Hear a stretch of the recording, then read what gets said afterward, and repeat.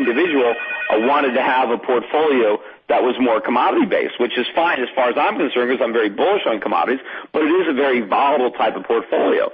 And if you put a portfolio like that together when the market is at the top, the commodity markets anyway, when the dollar's at the bottom, and you get the type of rally that we have, obviously you're going to have a rather big decline.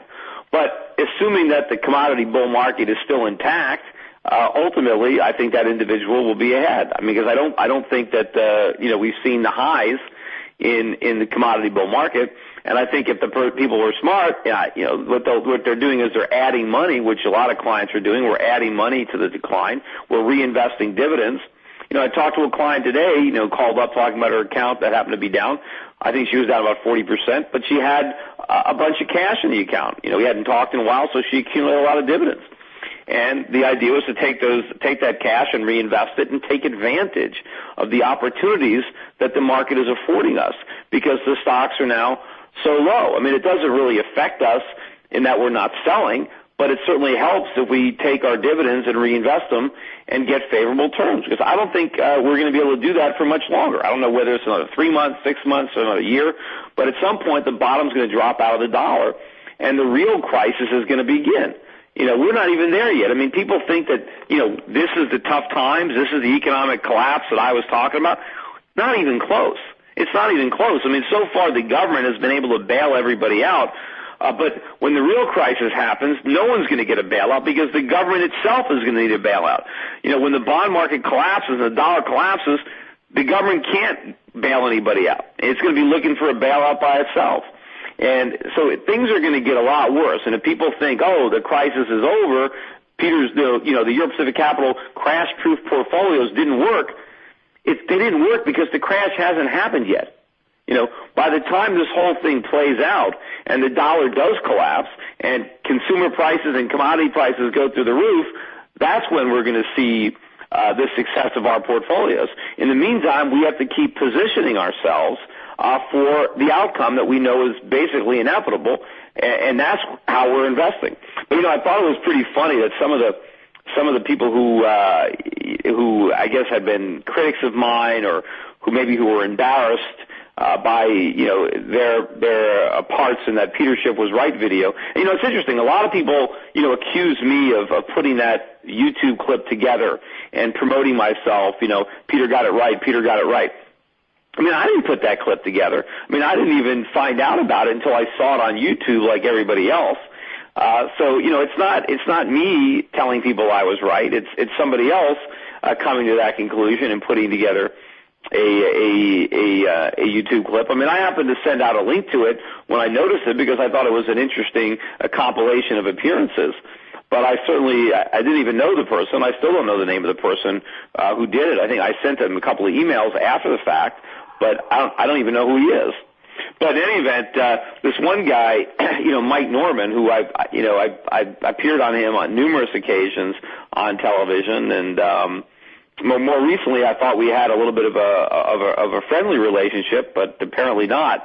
But when he found out about this article on the blog, and then found out that there was going to be a Wall Street Journal, the guy was like, I went and listened to his show, and he was so excited. He was like, breaking news on Peter Schiff. Peter Schiff is a fraud. This is huge. This is huge news. Like, I'm a fraud because I have clients that are down. I mean, when did I ever claim that everybody was up? And then he started comparing me to Adolf Hitler and Jim Jones and Bernie Madoff. I mean, it's just absolutely crazy. But it shows, he was just so excited that some of my clients were down. Whereas if you followed this guy's investment advice, you'd have been wiped out years ago. In fact, I don't even know if he has any clients. I mean, I don't think he does. But certainly anybody who followed his investment advice over the years would have lost a lot of money. Long before 2008 came along, they would have been broke. But he was acting like the Wall Street Journal was going to expose me as a fraud, and I guess he was very upset that the article wasn't even more biased against me than it was. It started out with a negative tone, but I think they interviewed 3 people. I mean, 2 of the people had portfolios that were down a little over 60%. One of them had a portfolio that was down by 35%, which shows you that, there's very different results for different portfolios depending on what people had. And of course, I don't, if any of these individuals, I don't know who they were, but if any of these individuals own precious metals, obviously the precious metals that were up in 2008 were not even reflected on those statements, so the returns might have been skewed because any of the positive performance from gold bullion wouldn't have reflected. But the fact is, one of the people was only down 35%, which was actually less than the S&P. And Berkshire Hathaway, Warren Buffett's fund is down 40%, over 40% in the last 13 months, which is, that's a greater decline than many of my clients had. The Wall Street Journal isn't writing an article about Berkshire Hathaway and accusing Warren Buffett of making mincemeat out of his clients, which is how the Journal described what happened to my clients in 2008. But it's interesting, a lot of people ended up calling the Wall Street Journal, and they didn't, they didn't really publish any of those conversations. I think, in fact, one of my clients told me that they called up the Wall Street Journal and tried to tell them that their account was positive, and the Wall Street Journal reporter told them that they must be reading their statement wrong, that that's not possible, that they couldn't be positive. But, they had a story that they wanted to tell. They thought it was a big story that there were clients at Europe Pacific Capital that were down. And, as I said, all I had to do is go on the Internet. They had to just listen to any of my radio shows, and they would know that, read any of my newsletters or, they would. It's not a big piece of investigative journalism to find this out. But another guy that made a big deal about this guy, Don Luskin, wrote something about it on his website, and it's just amazing, that people are jumping all over me because Europe Pacific Capital clients were down in 2008, and Don Luskin is making a big deal about it. This is the guy. Don Luskin, I don't even know if he manages any money anymore. I have no idea what Trend Macro has, but I know that the thing that he's famous for was he set up an internet fund in 2000 at the peak of the internet bubble. And he started a fund, he launched this fund, and within a year it was down, I think, 80%, and they had to shut it down. So here's a guy that couldn't have timed the market any worse, jumped in at the very peak of the biggest stock market bubble ever, loaded up on the most overvalued stocks, wiped everybody out, and now he's criticizing me? I was making money in 2000 for my clients. I was buying the commodity stocks, and I was buying gold and oil, and I was buying value back when he was chasing .com stocks.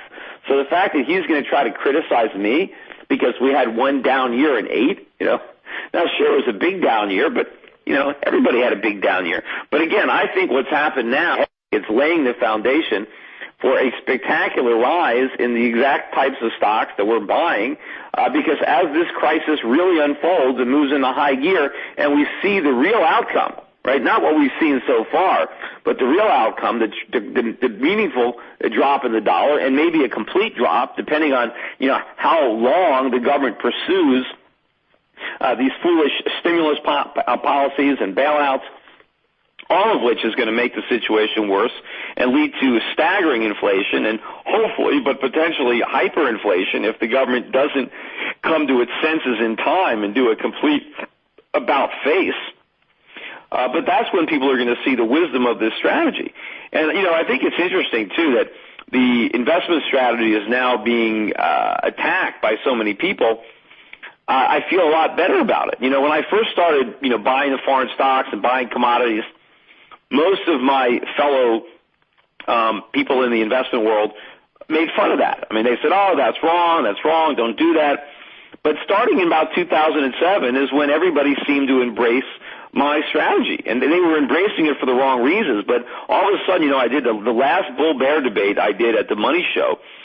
Both Joe Battipaglia and Louis Navellier, who had been criticizing me for 2 or 3 years, all of a sudden they were buying energy stocks, they were buying agriculture stocks, they were buying gold stocks, they were buying all the same types of companies I was, but for the wrong reasons. But they were buying them. I think they're probably